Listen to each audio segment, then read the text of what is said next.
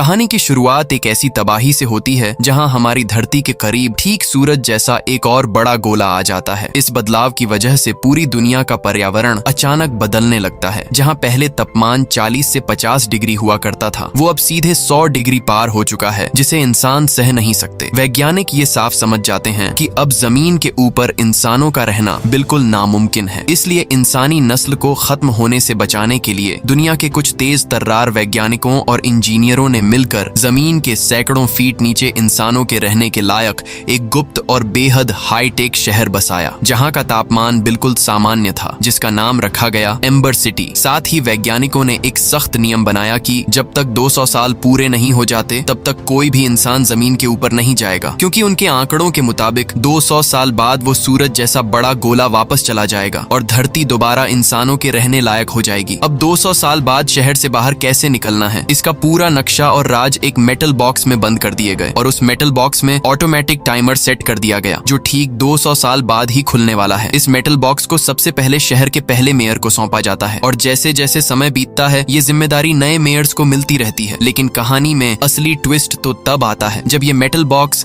7वें mayor के पास पहुंचता है, जिसकी अचानक हार्ट अटैक के कारण मौत हो जाती है, जो अपने साथ इस मेटल बॉक्स के राज को भी ले जाता है, जिससे आने वाले नए मेयर्स को इस बॉक्स के बारे में कुछ पता ही नहीं चलता। नतीजा ये हुआ कि सभी लोग इस बेहद जरूरी बॉक्स के राज को भूल गए, जो अब कोने में पड़ा धूल खा रहा है। लेकिन जैसे ही 200 साल का समय पूरा होता है, ये मेटल बॉक्स अपने आप खुल जाता है। लेकिन अफसोस अब कोई था ही नहीं जो इसकी सच्चाई सबको बता सके, जिसकी मदद से यहाँ के लोग दोबारा धरती पर लौट सके। खैर, कई सालों बाद हम उसी एम्बर शहर के नजारे को देखते हैं, जिसे इंसानी नस्ल को खत्म होने से बचाने के लिए बनाया गया था, जहाँ की जिंदगी अलग ही तरीके से चलती है। इस शहर के अपने कुछ कड़े कानून हैं, जिन्हें सबको मानना ही मानना है। यहाँ सभी लोगों को मिलकर काम करना पड़ता है। यहाँ किसी के कोई नखरे काम नहीं आते। और पता है दोस्तों, सबसे बड़ा और अजीब नियम यहाँ का क्या है? ये कि यहाँ सबको क्या काम मिलेगा, ये किसी की पढ़ाई या पसंद से नहीं, बल्कि एक लॉटरी सिस्टम के जरिए तय होता है। इस शहर के पास कोई खास आधुनिक तकनीक भी नहीं है और न ही कोई बिजली का सीधा कनेक्शन। यहाँ हर चीज सीमित है, चाहे वो बिजली हो, खाना हो, पानी हो, सब कुछ यहाँ सीमित है। यहाँ पर शहर को रोशन करने के लिए बड़े बड़े जनरेटरों का इस्तेमाल होता है। इस शहर को केवल 200 साल तक रहने के लिए ही डिजाइन किया गया था, लेकिन अब 200 साल से ज्यादा हो जाने की वजह से इस शहर की हर चीज अब जर्जर बन चुकी है और जनरेटर भी धीरे धीरे दम तोड़ रहे हैं, जिससे पूरे शहर में लगातार पावर कट की समस्या शुरू हो चुकी है। और अगर कहीं जनरेटर पूरी तरह से खराब हो जाते हैं तो यहाँ के लोग अंधेरे में ही घुटकर मारे जाएंगे और इंसानियत पूरी तरह से सैकड़ों फीट नीचे दबकर खत्म हो जाएगी। खैर, इसी शहर में हमारी मुलाकात एक लड़के डुन से होती है, जिसका सपना है बड़ा होकर एक शानदार इलेक्ट्रीशियन बनना, ताकि वो इस शहर के अंधेरे और पावर कट की समस्या को हमेशा के लिए खत्म कर सके। डुन के पिता लॉरिस खुद एक इलेक्ट्रीशियन हैं, जो लगातार शहर के समस्याओं पर काम करते रहते हैं। इसलिए डुन भी ठीक अपने पिता की ही तरह इलेक्ट्रीशियन बनने का सपना देखता है। वहीं कहानी में हम एक लड़की लीना से मिलते हैं, जिसे शहर में घूम घूम कर खबरें पहुंचाना बहुत पसंद है, जिसका सपना एक मैसेंजर बनने का है। लेकिन जैसा कि हमें पता है, यहाँ किसी को भी उनकी पसंद से काम नहीं मिलता। उन्हें पूरी तरह लॉटरी सिस्टम पर निर्भर रहना होता है और आखिरकार वो दिन भी आ जाता है जब लॉटरी के जरिए सबका काम तय होना था। सिटी के नए मेयर कोल सभी बच्चों को इकट्ठा करते हैं और उन्हें लॉटरी बैग से एक एक पर्ची निकालने को कहते हैं। अभी तक सबको अपने पसंद का काम मिल रहा था, लेकिन जैसे ही लीना की बारी आती है और वो उस लॉटरी बैग से अपनी पर्ची निकालती है, तो देखती है कि उसे मैसेंजर की जगह पाइप वर्कर का काम मिल चुका है। बेचारी पूरी हताश हो चुकी थी और अब पीछे खड़े ढूंढ की बारी आ चुकी थी और उसकी भी किस्मत खराब निकलती है। उसे भी पाइप वर्कर की जगह मैसेंजर का काम मिल जाता है और उसका भी बचपन का सपना धरा का धरा रह जाता है। लेकिन डून यहाँ अपना दिमाग लगाता है और सीधे लीना के पास जाता है। डून ये नहीं जानता था कि लीना को मैसेंजर का काम कितना पसंद है। वो बस लीना से एक दूसरे का काम हेर फेर करने को कहता है। डून कहता है कि वो मरना पसंद करेगा, लेकिन मैसेंजर बनना बिल्कुल भी नहीं। इसलिए क्या तुम अपना पाइप वर्कर का काम मुझे देकर मेरे मैसेंजर का काम रख लोगी? इतना सुनते ही लीना खिलखिला उठती है और तुरंत डून को अपनी पर्ची देकर उससे मैसेंजर वाला पर्ची ले लेती है। लीना यहाँ डून का शुक्रिया अदा करती हुई सीधा अपने घर आ जाती है, जहाँ वो अपनी दादी ग्रैनी को ये खुशखबरी सुनाती है। यहाँ लीना के माता पिता की मौत पहले ही हो चुकी होती है, इसलिए उसकी देखभाल उसकी दादी ही करती है। लेकिन बढ़ती उम्र के साथ लीना की दादी का याददाश्त और शरीर कमजोर हो चुका है। लीना की एक छोटी शरारती बहन भी है, जिसका नाम है पॉपी। रात में लीना पॉपी को सुलाने के लिए अपने पिता की एक पुरानी रिकॉर्डिंग टेप चलाती है। उस टेप में लीना के पिता लीना को भी एक बात याद दिलाते हुए कहते हैं कि बेटा, मेरी ये बातें हमेशा याद रखना। इस दुनिया के बाहर भी एक खूबसूरत दुनिया है, जहाँ हमें एक दिन लौटना है। है। उसके पिता ने उस मेटल बॉक्स का जिक्र भी किया जिसमें बाहर जाने का रास्ता छुपा है, लेकिन लीना को ये सब बचकानी बातें लगती हैं और वो मेटल बॉक्स पता है इस वक्त कहाँ है, लीना के घर में, जिसे वो बस एक कचरा समझती है। खैर, अगली सुबह लीना तुरंत मेयर ऑफ मैसेंजर फ्लैरी के पास पहुंचती है। फ्लैरी ही सभी मैसेंजर्स का बॉस है जो नियमों का बहुत पक्का है। फ्लैरी लीना को मैसेंजर्स की पहचान यानी एक लाल रंग की जैकेट थमाता है। जैकेट पहनाते ही लीना बिना नियम सुने खबरें पहुंचाने के लिए दौड़ पड़ती है, लेकिन फ्लैरी उसे नियम समझाने के लिए रोक लेता है। लेकिन भाई, लीना को एक मैसेंजर के सारे कड़े नियम सब अच्छे से याद है। जैसे एक मैसेंजर का काम सिर्फ खबरें पहुंचाना है, उसे पढ़ना नहीं, और हर एक खबर पर लोगों से 20 कॉइन लेना है। फ्लैरी समझ जाता है कि लीना एक होनहार लड़की है, जिसके बाद लीना बिना वक्त गंवाए पूरे जोश के साथ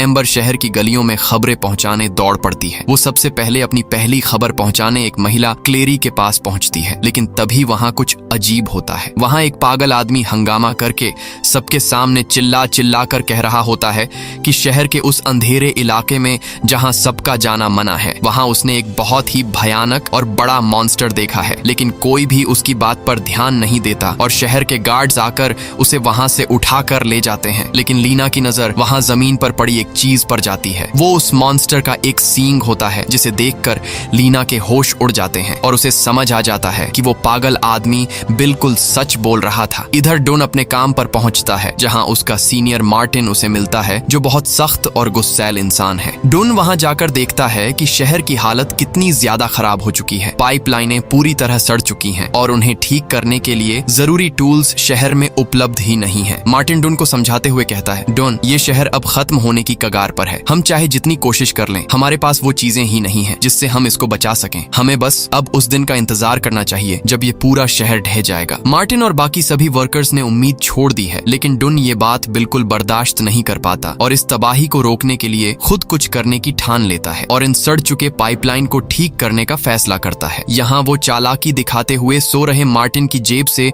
शहर की पाइपलाइनों का नक्शा चुरा लेता है और उस नक्शे के सहारे आगे बढ़ने लगता है। इस पूरे शहर में बड़े बड़े और लंबी पाइपलाइनें थीं और शहर के किसी भी इंसान को ये नहीं पता था कि ये पाइपलाइनें आखिर कहाँ जाकर खत्म होती हैं। डुन चलते चलते एक कमरे के दरवाजे के पास पहुंचता है, जिसपे 351 नंबर लिखा होता है। लेकिन सबसे अजीब बात ये होती है कि उस नक्शे के अंदर इस कमरे के बारे में एक शब्द भी नहीं लिखा होता। डुन उतावला होकर उस दरवाजे को खोलता है और अंदर कदम रखता है। अंदर उसे एक बहुत बड़ा सुरंग दिखता है और डुन जब ऊपर आता है तो उसे पता चलता है कि ये स्टोर रूम है, जहाँ खाने पीने की चीजें रखी जाती हैं। लेकिन यहाँ डुन थोड़ा हैरान भी हो जाता है, क्योंकि लोगों को बताया गया है कि अब खाने पीने की चीजों की भारी कमी हो चुकी है, लेकिन उसे वहाँ पर ढेर सारी खाने की चीजें दिखाई देती हैं। तभी उसे लूपर नाम का एक बहुत ही अकड़ू लड़का पकड़ लेता है, जो कि असल में स्टोर मैनेजर होता है। लूपर डुन को फटकार लगाता है कि वो स्टोर रूम में बिना इजाजत कैसे आ गया और वो उसे धक्के मारकर वहां से बाहर निकाल देता है। तभी अचानक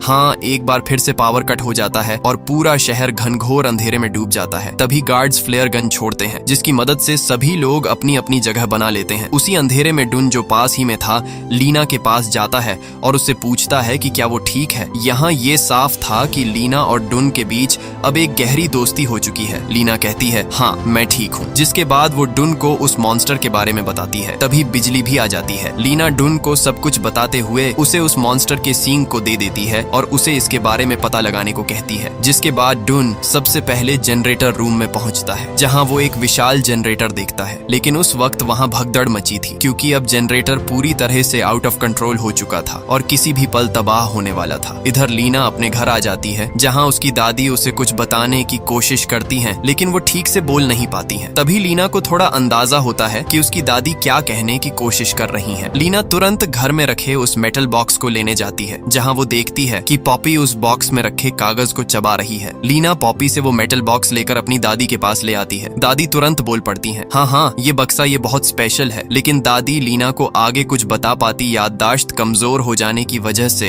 वो सब कुछ भूल जाती है। थोड़ी देर बाद लीना के पास एक मैसेज पहुंचाने का काम आता है, जो अकड़ू लूपर का था, जो लीना से कहता है कि उसे मेयर के पास जाकर चुपके से मेरा एक सीक्रेट मैसेज पहुंचाना है। जिसके बाद लीना वो मैसेज लेकर मेयर के दफ्तर पहुंच जाती है। वहां लीना पुराने पुराने सभी मेयरों की तस्वीरें देखती है जो कभी इस शहर के लीडर रह चुके थे। और यहाँ हमें एक बात पता चलती है, ये कि इस शहर के 7वें मेयर कोई और नहीं बल्कि लीना के दादाजी थे, जिनकी हार्ट अटैक से मौत हुई थी। लीना अपने दादाजी के हाथ में उस मेटल बॉक्स को भी देखती है और अब वो उस मेटल बॉक्स को लेकर सीरियस हो चुकी है। खैर, लीना मैसेज देने के लिए मेयर के पास जाती है और उनके कानों में कहती है।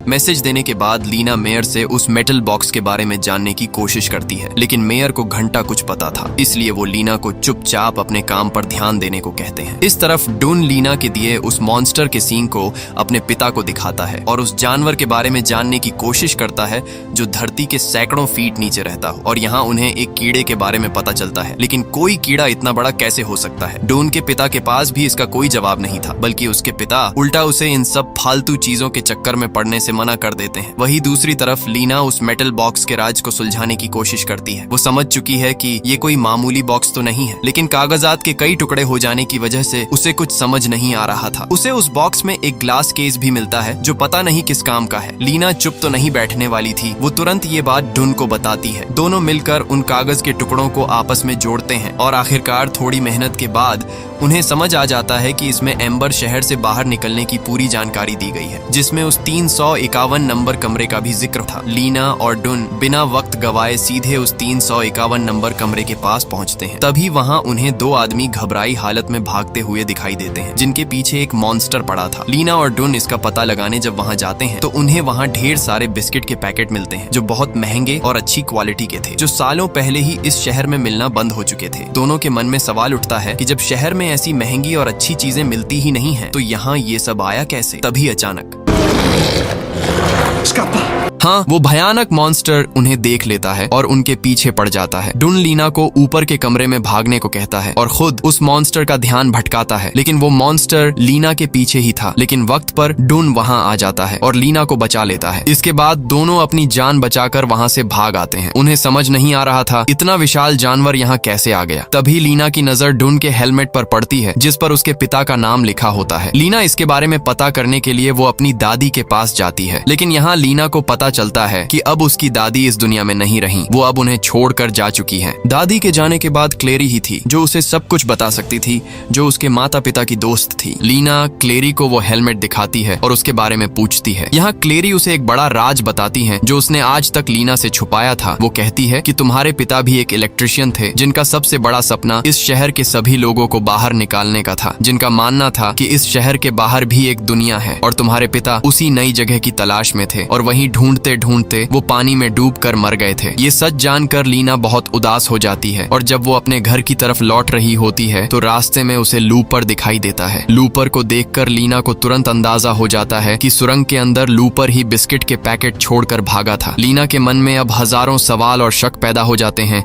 इसीलिए वो तुरंत डुन को अपने साथ लेकर उसी जगह पर पहुंचती है। इस बार दोनों सुरंग के और अंदर गहराई में जाकर देखते हैं कि शहर के मेयर कोल लूपर की मदद से शहर का सारा अनाज और खाने पीने का सामान छुपाकर अपने पास रखे हैं, जो आम जनता को अंधेरे में रखकर उन्हें धोखा दे रहे थे। दोनों चुपचाप वहां से लौट आते हैं, जिसके बाद लीना डुन को अपने घर ले आती है, जहां वो डुन को अपने पिता की रिकॉर्डिंग टेप सुनाती है। और जब डुन उस रिकॉर्डिंग टेप को सुनता है तो उसे उस टेप में अपने पिता की आवाज सुनाई देती है। उसे समझ आ जाता है कि लीना के पिता के साथ साथ उसके पिता भी इस मिशन में शामिल थे। डुन तुरंत अपने पिता के पास जाता है और उनसे कहता है, मैं जानता हूँ कि आप लीना के पिता के साथ इस मिशन में थे और आप भी यहाँ से बाहर निकलना चाहते थे और अभी भी वक्त है, हमें मिलकर उस तलाश को पूरा करना चाहिए। लेकिन डुन के पिता बिल्कुल नहीं चाहते कि वो इस खतरनाक रास्ते पर दोबारा कदम रखे, क्योंकि उन्हें डर होता है कि इस मिशन में वो सब लीना के पिता की ही तरह मारे जाएंगे। दूसरी तरफ लीना मेयर की गद्दारी को पूरे शहर वालों के सामने लाना चाहती थी, इसलिए वो मेयर के सबसे खास गार्ड को सब कुछ बता देती है, ये सोचकर कि वो उसकी मदद करेगा। लेकिन वो गार्ड मेयर के साथ मिला होता है और उल्टा वो लीना को पकड़कर सीधे मेयर के पास ले आता है। मेयर उस वक्त मजे से सूप पी रहे थे। तभी लीना देखती है कि मेयर के पास एक खास बैज है, जिस पर ठीक वैसा ही निशान बना है जैसा उसने मेटल बॉक्स में मौजूद ग्लास केस में देखा था। तभी अचानक शहर में फिर से एक बार बिजली चली जाती है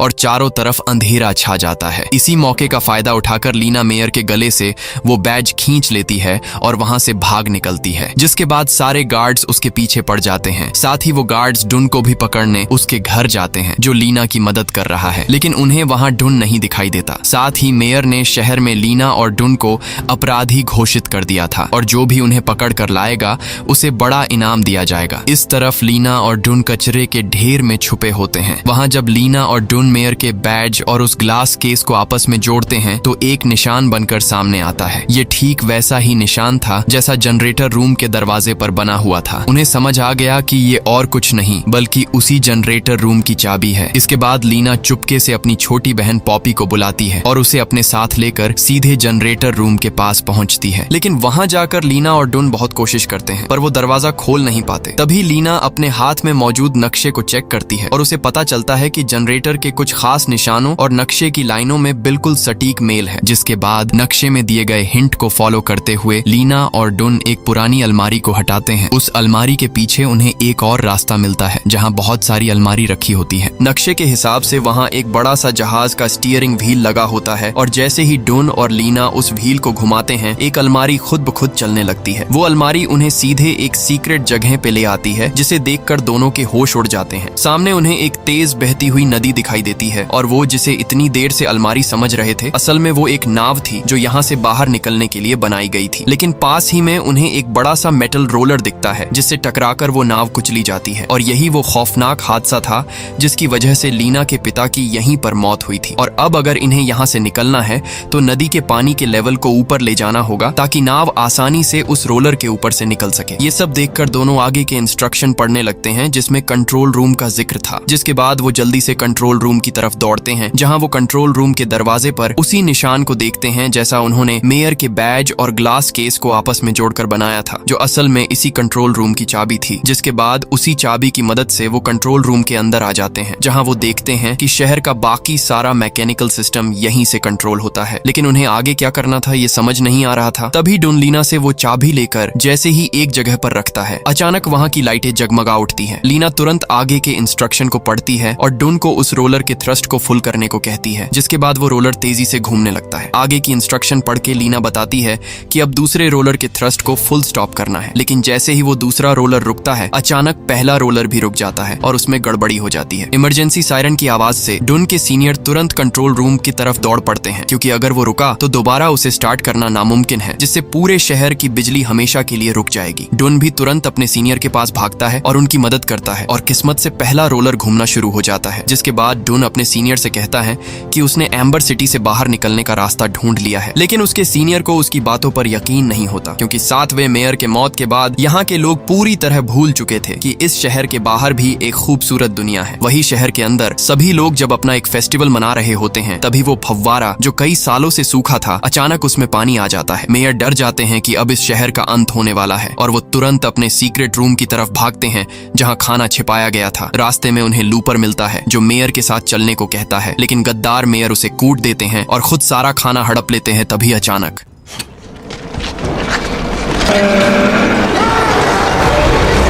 हाँ, जैसी करनी वैसी भरनी, वो मॉन्स्टर उसी रूम में था जो मेयर को चबा जाता है। इस तरफ डुन के सीनियर उससे कहते हैं, जा बच्चे, तुझे जहां जाना है जा, मेरी चिंता छोड़, मैं वैसे भी ज्यादा दिन जिंदा नहीं रहने वाला। जिसके बाद डुन लीना और पॉपी के साथ नाव पर निकल पड़ता है और आखिरकार वो उस रोलर को पार कर तेजी से पानी के बहाव के साथ आगे बढ़ने लगते हैं।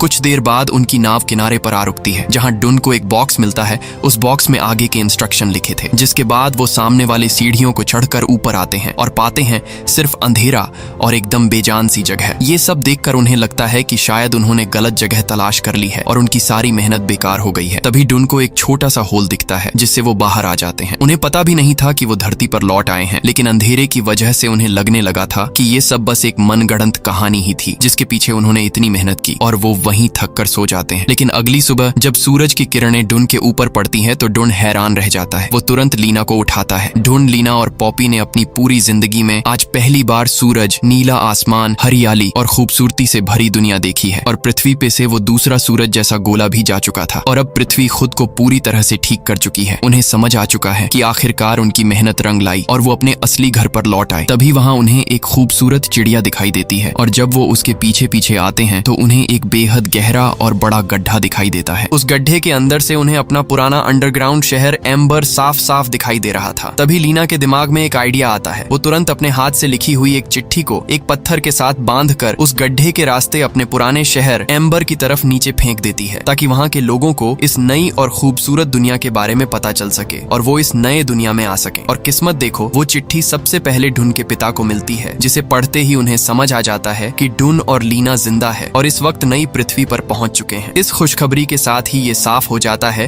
कि अब उस अंडरग्राउंड शहर के सभी लोग 200 साल के अंधेरे के बाद बाहर इस खूबसूरत दुनिया में लौटने वाले हैं। और इसी के साथ ये शानदार कहानी यही खत्म हो जाती है। तो दोस्तों, कहानी पसंद आई हो तो एक लाइक जरूर करें, साथ ही फिल्मिटी को सब्सक्राइब कर हमारे परिवार का हिस्सा जरूर बने। तो चलिए मिलते हैं एक और दमदार कहानी के साथ। Take care, bye bye.